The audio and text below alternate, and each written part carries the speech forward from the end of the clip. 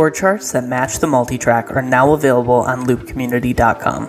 Even better, they will automatically match and follow your custom arrangements inside of Prime if you use the Music Stand app by Worship Tools.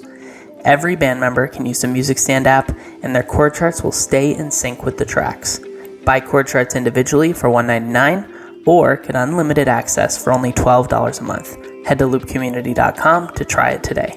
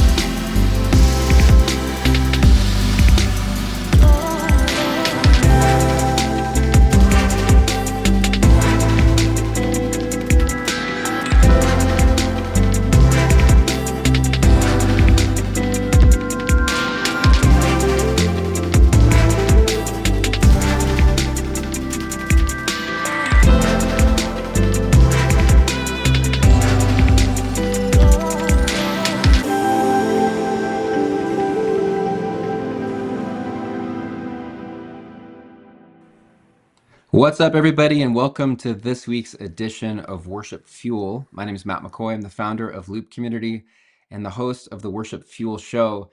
And wow, today do I have a special treat for you. I've got Ben Fielding and Reuben Morgan with us today. Now, if you're a worship leader, which if you're watching the show, you are like 99% a worship leader, I'm sure. You have seen these guys' names on the bottom of chord charts that you are playing at your church, all right? These guys have written songs like Goodness of God, Who You Say I Am, What a Beautiful Name, Cornerstone, Ringing a Bell, Mighty to Save, just to name a few. So many songs these guys have been a part of writing that churches are singing all over the world. It's incredible. And they've come together and they've started a band. I'm not sure if they call it a band, but we're going to ask them about it, called Commons. And we've got new music out. We're going to talk about it. I've got tons of questions for them and excited about this interview. So what are we waiting for? Let's bring in Ben Fielding and Reuben Morgan.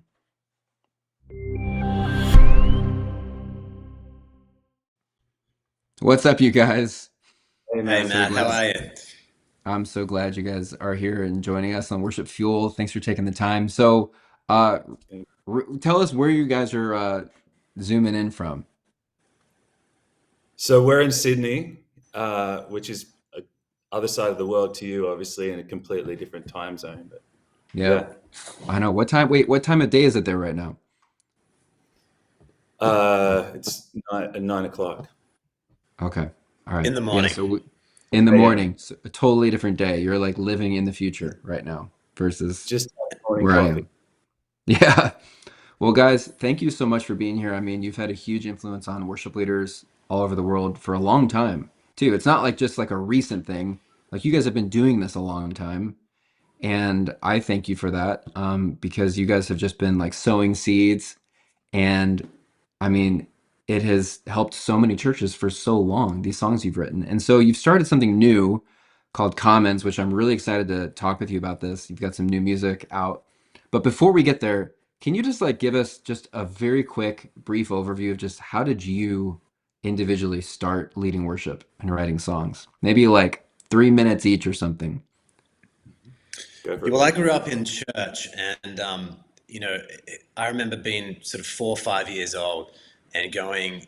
We met in this little local school hall, and I'd go in with my dad, and we'd set chairs up and kind of, then pack them down at the end of church. And from as long as I can remember, like we were always just involved in church and doing whatever needed to be done. And I fell in love with the songs that we sung in church when I was a kid. And I remember walking out of church and humming these little melodies and, these sort of words that at that age were kind of, some of them were obscure.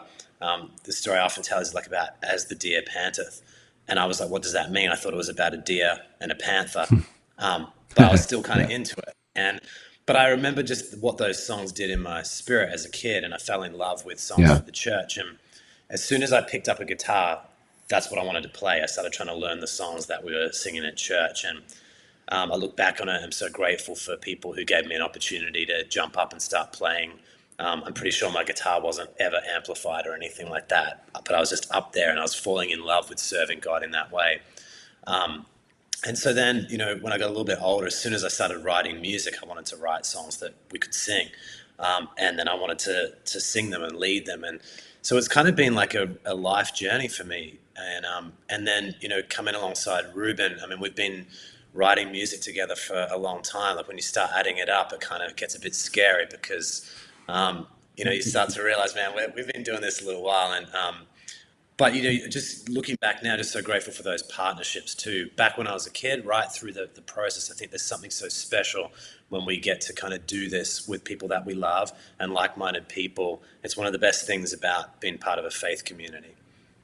Yeah. What about you, Reuben? We sort of grew up. First 10 years of my life were in Papua New Guinea, so in basically a third world country, but it was tropical, beautiful, and sort of grew up around missionaries and that sort of environment. So I learned piano from a Catholic priest, and I learned guitar from somebody who was working for the leprosy mission at the time. And just like beautiful people. And I feel like just from really young, they kind of instilled that along with music, love for music, just a love for worship and God's songs.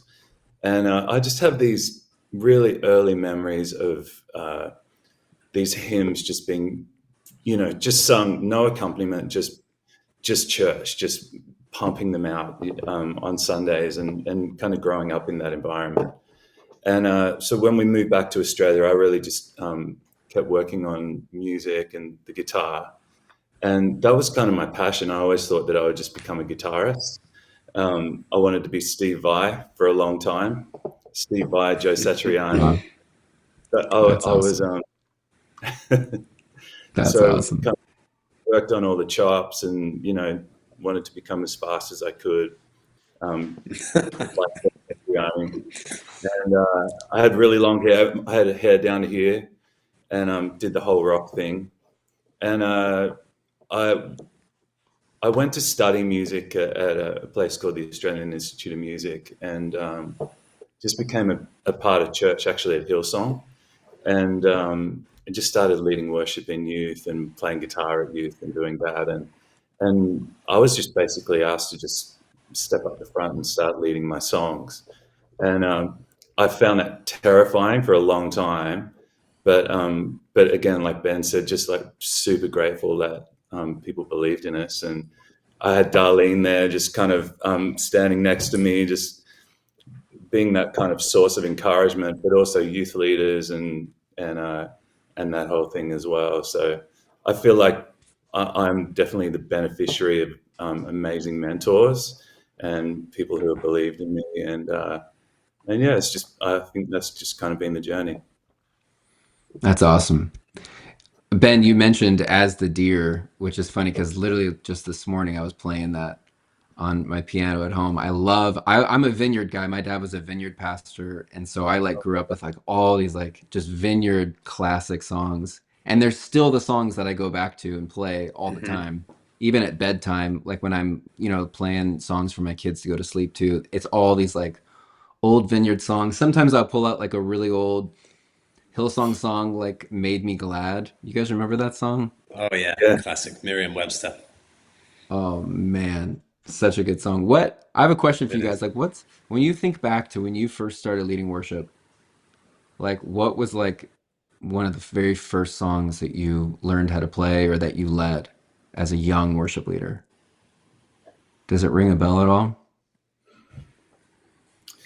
I'll give you go, Ribs. I remember it was an old Hillsong song, Jesus, Lover of My Soul. I remember leading that a little bit, and probably Jesus, some of the Lover of My Soul. That one? Yeah, definitely. That was a banger at the time. Yeah. I mean, we're probably just leading kind of whatever was being sung. But again, I was so into the vineyard songs that I really had a massive impact on me early on in my Christian walk. Yeah. Yeah, I think the same. And obviously, like there were songs coming out of Australia that were really impacting the church in Australia. Jeff Bullock was writing amazing songs, and Rubes and Darlene. But then the UK was just like this beautiful source of music, Nice. obviously, like also like, Matt Redman and Tim Hughes and these Yeah. guys, and Delirious. And it's actually, when I think about it, it's kind of crazy, like how often these amazing songs kind of get birthed out of parts of the world that are a bit Mm, unexpected. And I think that just isn't that kind of God, just to be able to go, I can do that. I can, raise up yeah. a new song anywhere. And Mm. I think that just makes me think about how incredible the global church is. And, I know we're going to get to it, but that is part of what's on Reuben in my heart, to kind of go at this stage of our lives. Like, how can we kind of make sure that we're still creating space for songwriters and worship leaders from unexpected places? Yeah. Is it the nostalgia in me, or was there like something really special about like the worship songs like 20, 25 years ago? Now, all these new ones are great, right? Obviously, but like, was there something just very like sweet and simple about those like old Vineyard songs, or like even like those songs that are coming out from Soul Survivor and Tim Mm. Hughes, Redman? Mountains tremble. I could sing of your love forever. Yeah, Yeah, here I'm to worship. yeah, Yeah, for sure. Blessed be your name.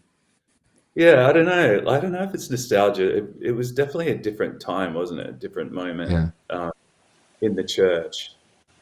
Uh, yeah, it kind of felt new. But then there was that whole movement with Ron Canoli and Alvin Slaughter, and remember that, like with Integrity and yeah, that side of it yeah, as well. Um, yeah, it's just kind of a different time. These are good times, though. I mean, I think there are some incredible yeah, songs out now. Just so inspiring. It feels like there's more than there yeah. was. There's I don't. more. Yeah, I don't know if Mm. that's just 'cause we have more access or whatever, but yeah, there's just so many more people doing it, more churches. Yeah, yeah. So let's talk about what you guys are up to now. I mean, you guys are uniting to form a new thing. So would you call it a band, or what would you call it? It's called Commons, but what box would you put it in? Is it a band? Is it like a worship duo? Is it I don't Yeah, I know. mean, Like, we're kind of talking about it as being like a collaboration, yeah, and we kind of see cool. it well beyond Ruben and I. I mean, we talked about, in many ways, this is kind of just an extension of what we've been doing for a long Ah, time. And so it's a new space where we want to be able to collaborate with friends, people that we've worked with for a long time, but also new songwriters, new worship leaders. And I love that picture of bringing together trusted worship leaders and writers with people who are writing new music and are finding their feet in this space as well. So mm, I think talking about it as a collective or a collaboration is kind of really at the heart of what we're trying to do.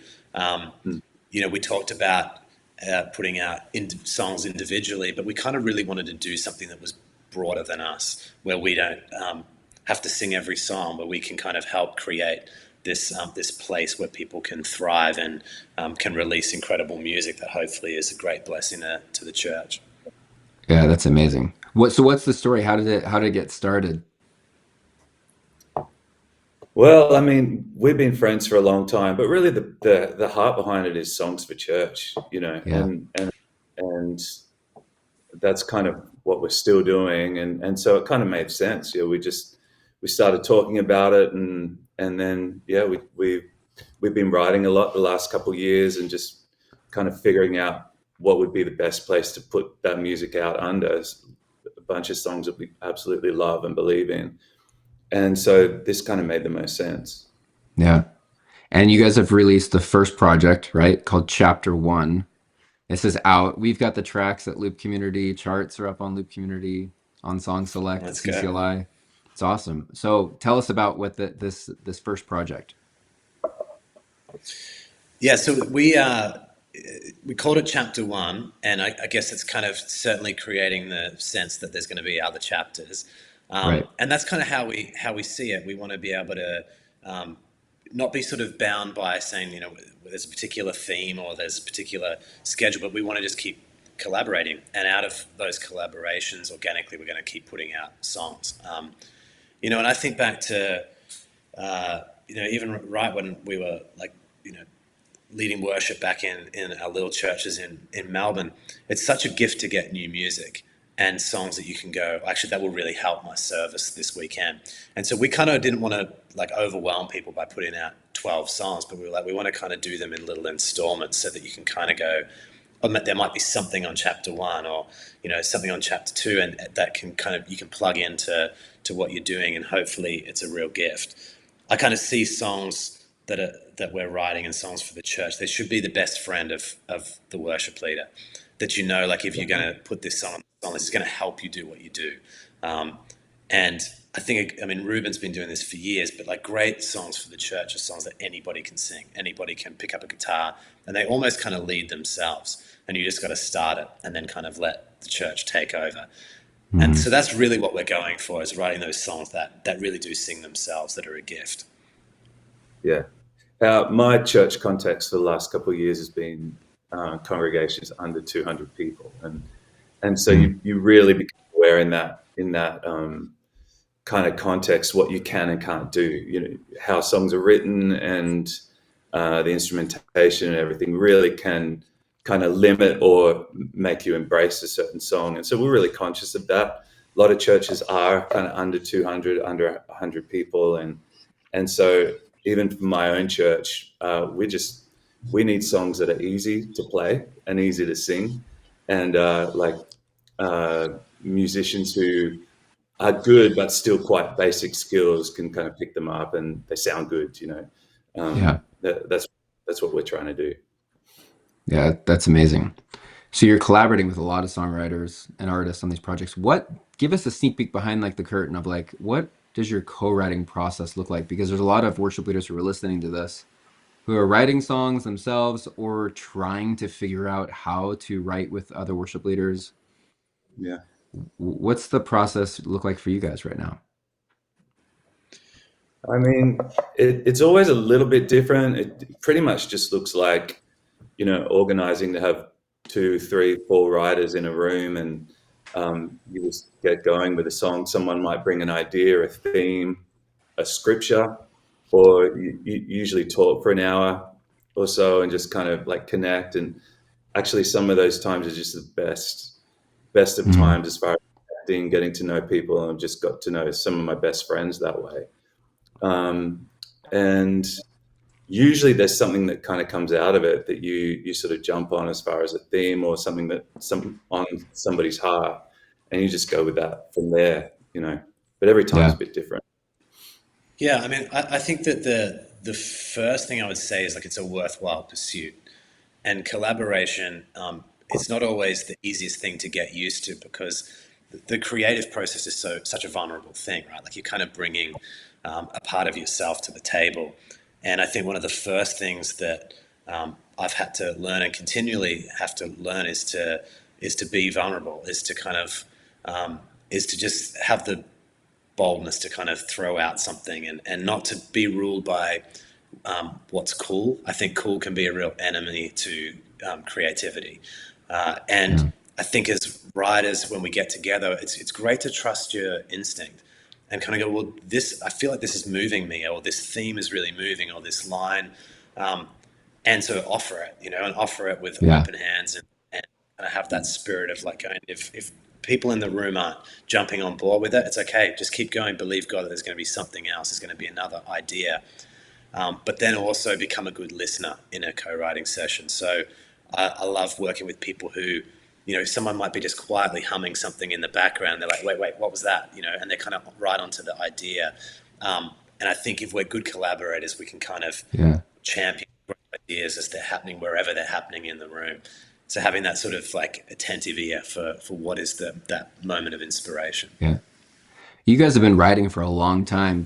How often does it happen where you're writing a song and you're like, this is awesome, and then it dawns on you, wait a minute, this sounds like Who You Say I Am, or this sounds like Mighty to Save or Cornerstone. I mean, there's so many songs that you guys have written. Like, does that happen often where you're like, oh no, this You know, we just ripped off that melody from our other song. Does that happen often? It doesn't happen as much as you think it would. Occasionally, it could be any song, and someone's just like, "Oh, maybe that's a bit close to," or often it's more, "Oh, that's a bit like a song I'm working on with such and such over here." So Yeah, it's more about what's happening in the moment rather than, what you might have written 5 years ago or 2 years ago. right. That's what I thought. How do you guys keep track of all these songs, like practically? Like you're writing all these songs with people. Is there a Dropbox you throw all of them into, or is there a voice memo box you're dumping all these things in? Like how does that even work? That's a really good I've question. definitely I've definitely got my voice notes. I've got better at trying to label things because you can end up. I think I've got something like 5,000 unnamed voice notes. That's kind of useless, right? Like Yeah, you can't really get through all those. So I've had to try to file them a little bit better Yeah. just in my phone. But then the other thing that's great is like having Rubes and I having that collaboration is that the songs that excite both of us, um, we stay on top of them. And there are times where you forget a song, and like hopefully then Ruben or yeah, somebody else will be like, "Remember we that thing?" And so I kind of hope, or at least I believe that like a song that's sort of that's metal, like it will come back to somebody's attention, even if it's just the chorus or it's a verse or it's something about it that was special. And I love getting, a message like on an old songwriting thread where somebody's like, "How cool was this chorus?" And then all of a sudden everybody's Mm. back in again and that song kind of comes back to life. yeah. Because I would think that's a good point though. Because I was thinking originally, I'm like, oh my gosh, there's so many songs that probably just get lost. Because I'm thinking about voice memos, how yeah, you could have like hundreds of them, and they're unnamed or they have like your just home address, home address number one. Yeah. And it's like, Yeah. well, that's not helpful at all. But that's a really good point that like a song that probably is worth coming back to is probably stuck in somebody's head or it's going to come back at some point. Well, yeah. Um, I mean, there is that, and I think that you do sort of have to be careful with that. That you can sort of move past different things too quickly, and so I think we've been in situations where you can have 100, 200 songs, and you do songs get buried, 50 songs ago or whatever. And I think that sometimes you can get too focused on what you're writing just now rather than maybe you had something better 2 months ago, but you're not feeling it in the same way in the yeah, moment. And so I think that decision-making process, I think really figuring out, okay, what is our short list and then the short list again is a really crucial part of the creative process. And yeah, because I mean, the flip side of what we're saying is that I think songs get missed as well. yeah, Mm-hmm. yeah. Do you Totally. guys have sessions where, sorry, I'm digging into the songwriting thing, but hey, I'm with like two amazing songwriters for worship. But so do you guys have instances where you're writing a song and then that song just becomes three songs? Because you're like, Oh, hey, totally. this section is amazing, this section is amazing, this section is amazing, but they don't intertwine at all. So let's just cut it up. Yeah, Yeah, That definitely. happens. totally do. And I think that's really important to have the awareness to go like these three sections maybe don't live together. Yeah, And they can be friends, but they're not going to be roommates, like, and so you yeah, kind of got to, right. and then work out which is the bit for that day that is really it's got everyone's attention. So actually Yeah, one of the songs on this chapter one is a song called Praise Belongs. And we had this whole song that I actually really like the song still, but the bridge was the praise God from whom all blessings flow, this sort of ascending Yeah, melody. And we came away from that session and sort of tracking a little demo and whatever. And it's like that bridge feels so good, but it doesn't feel like it lives with the chorus. And so then we kind of were on our little chat and what do we do? And so we took the bridge, made it the chorus, and wrote a song around that section. yeah, And one day we'll go back and revisit the rest of that song. we definitely should. I think it's a cool process. I think if you can have the confidence and the yeah. awareness and just go, let's, for the sake of getting the best possible song, I think we actually just need to take one section and the other Hmm. two have to just go into the voice note folder for a little bit.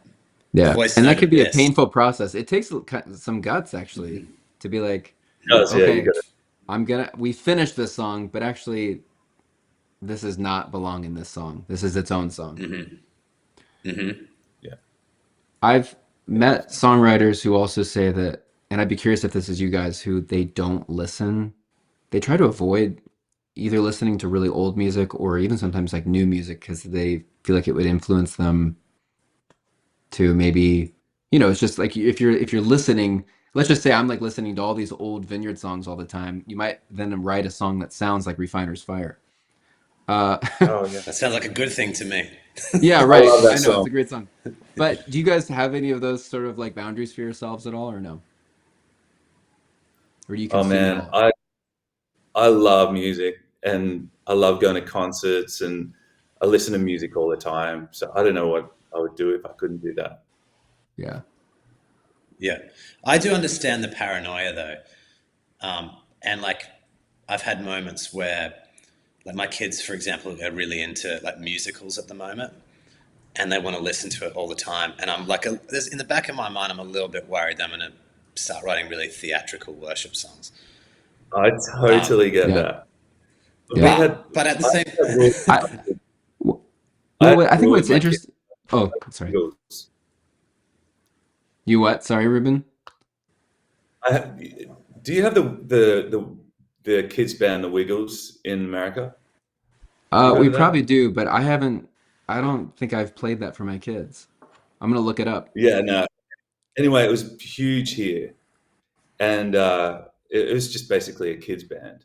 But I had to ban it because I didn't want it to influence Yeah. my sort of music ideas.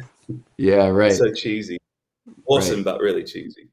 I just think it's interesting too that it just seems like there's seasons where all of a sudden there's some phrase or idea that it seems like tons of worship songs are incorporating. And so for example, like a couple years ago there was like make room. There was this phrase like make room, and then all these worship songs were like talking about making room. And then there was like before that it was like do what only you can do or something. And it just feels like sometimes there's phrases that all of a sudden there's like five worship songs that are saying that phrase. And I don't know if that's like the Holy Spirit just like inspiring people to like be singing one thing, Yeah, or if it's you think this that's influence, or if it's this influence factor. I don't know. Have I you guys think we ever picked up do on that before? tend to, yeah, we do tend to all sense similar things. I think, like in like Yeah. in the moment, like the hymnal of the day, it will be, we'll get the sense that like it's too experiential, or it's too, it might even feel too transcendent at one point, and it feels like we're missing that devotional. And so I think that as a collective of writers, we're kind of responding to the same sense of what's missing in our, contemporary hymnal. And I think that's a good thing. I think that's okay. And then what I do love about it is, and my encouragement probably to songwriters would be to really find your own voice in that, because we could come at writing the same thing, kind of going, it feels like we need this, and we're going to come at it from different angles. And in fact, we're writing about an infinite God, and so there's so many ways we could say the same thing. And there's a beauty in getting that picture more holistically from different angles, if we can really find our own voice, and if we're not too persuaded by what we're already hearing, but to kind of go, how can I take all those influences and take my history, take my current church context, and bring something that feels distinct. And Yeah. I think that's the greatest gift that we can give to the church. definitely. Yeah, I would probably echo that as well, and just say, because it is a community, obviously you're going to have a little bit of, we're all kind of thinking similar things or going along those lines. I would say it's good for everybody to be thinking in terms of how do we diversify our influences and kind of go outside of, otherwise this whole thing becomes a bit of an echo chamber, or we're creating in a vacuum, we're all listening to each other's music. Hmm. So I think let's keep diversifying our creative influences and bring something fresh and kind of new to the table, and keep pushing the envelope a little bit, push the genre forward. Yeah. How often are you guys writing songs alone, on your own? I I would think there's say like a always an few element. times a week. Yeah. Yeah, Okay, and so it it's is. like it's Same. Yeah. not for me. Like wouldn't necessarily carve out like a day or two a week to say I've got to have that sort of time on my own. It's often more like I'll sit down either trying to finish something, or to send back new sections for a song, and occasionally it is me just sort of sitting there, just kind of letting that process flow, and then sometimes a whole song will get written, or sometimes it's just a section that I go, oh, that would be really helpful for next Thursday when I'm with Reuben and whoever. And so I think that part of the process is really important still, to to be comfortable in just digging into your own instincts, and not. I think something I was going to say before too is not falling too in love with one part of the songwriting process. So I love just kind of vamping on ideas. I could go all day, just kind of, what about this? What about that? But at some point, the actual craft of sort of starting to dig into something and, chisel away lyrics, or like, soften melodies or change some chords. That part of the process is so important. It's just staying kind of in love with all of those parts of the process because they're all necessary. Yeah. Yeah, that's a good word. It can be hard to Totally. finish them. I know there's people who have, like, you just Mm-hmm. have tons of unfinished songs, or songs that are 75% done, and then they just never get actually like finished. Do you have any tips on that? Yeah. Like how to actually like, do the hard work to chisel it Mm-hmm. away and finish it off. Yeah, I think so.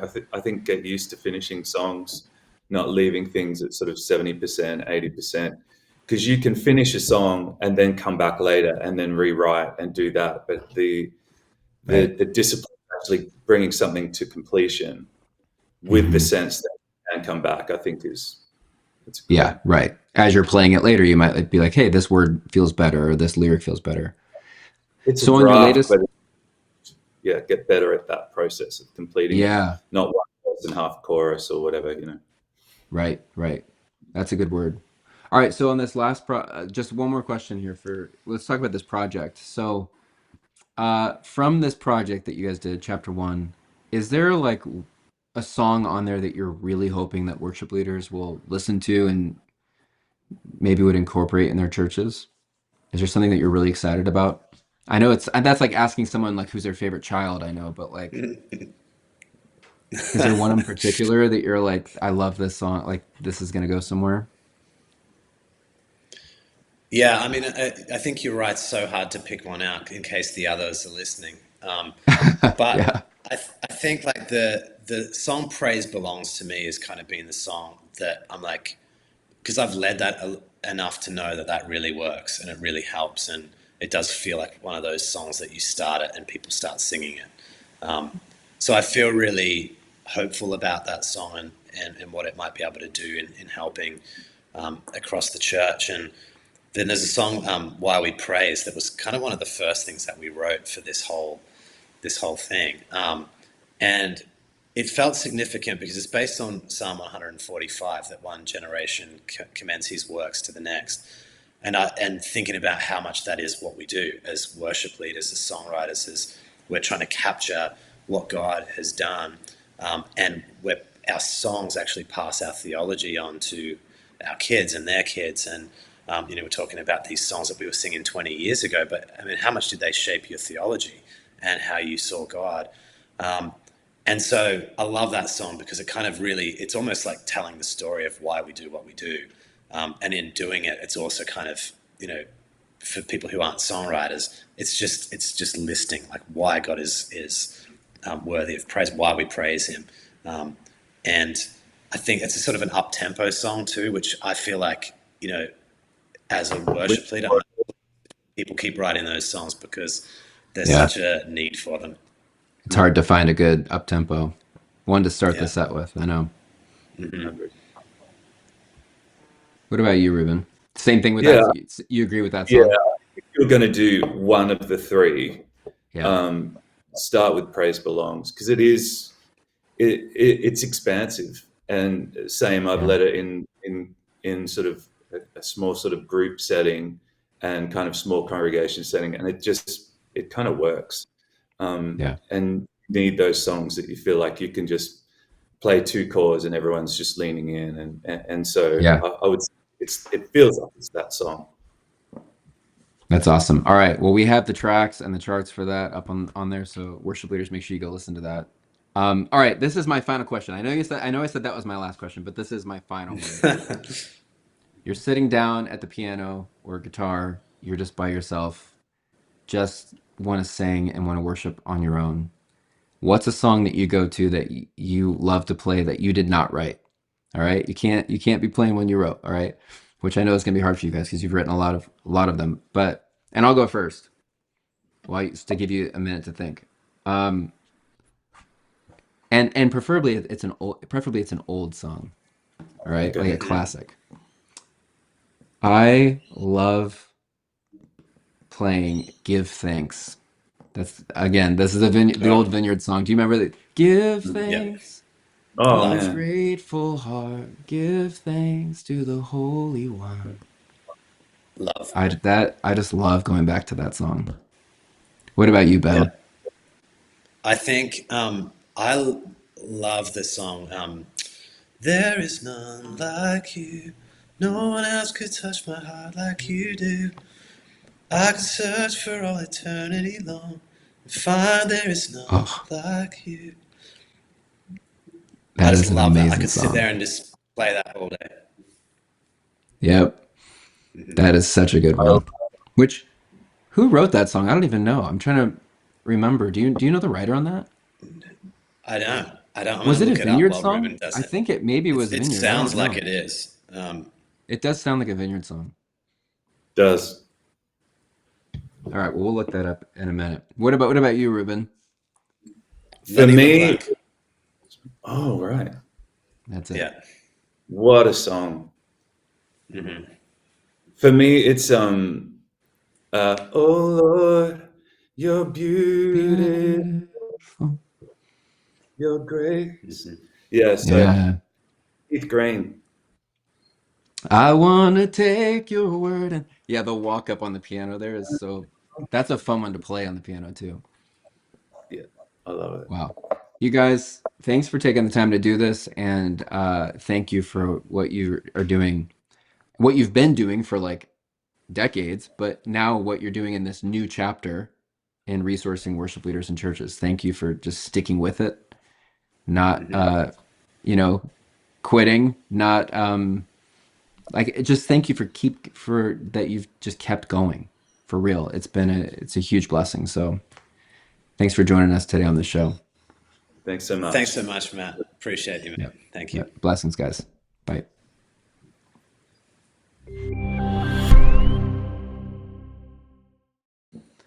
All right, guys. Ben Fielding, Reuben Morgan from Commons. Make sure you go check out their music on Spotify, Apple Music, wherever you listen to music. It's there. We also have all the tracks and the charts at Loop Community. So go get those resources and play one of these songs at your church. I'm sure one of those is going to fit awesome at your church. So go check it out. Go search Chapter 1 by Commons. And thanks for joining us on the Worship Fuel Show. Subscribe, and we'll see you next time.